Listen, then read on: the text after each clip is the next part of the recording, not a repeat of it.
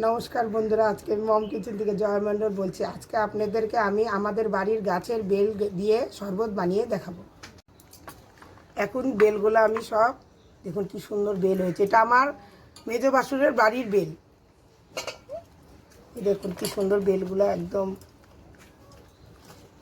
বেলগুলোকে আমি এইভাবে সব চামচ দিয়ে চেষে চেষে সব বের করে নিব।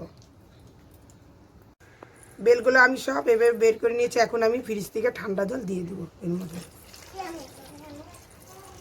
এখন আমি দেখবো মাইকে নিব, এইভাবে হাত দিয়ে ভালো করে মাখবো।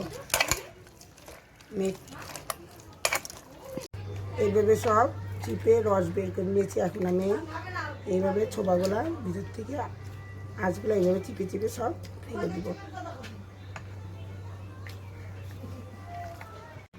সব এইভাবে দানাগুলো বের করে নিয়েছি। এখন এর মধ্যে আমি লেবু দিয়ে দিব, গন্ধরাজ লেবু।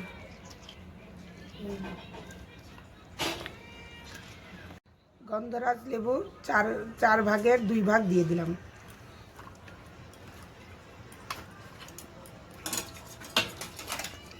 এখন আমি এই চামচে 1 চামচ বিট লবণ দিয়ে দিলাম।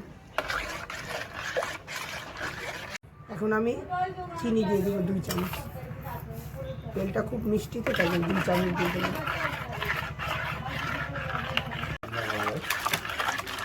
এইভাবে আমি সব চিনিগুলো মিশিয়ে নেব। আমার বেলের শরবত হয়ে গেছে। এবার আমি চিনি সব মিশিয়ে নিয়েছি। আমার ভিডিওটা পছন্দ হলে লাইক, শেয়ার, সাবস্ক্রাইব করবেন।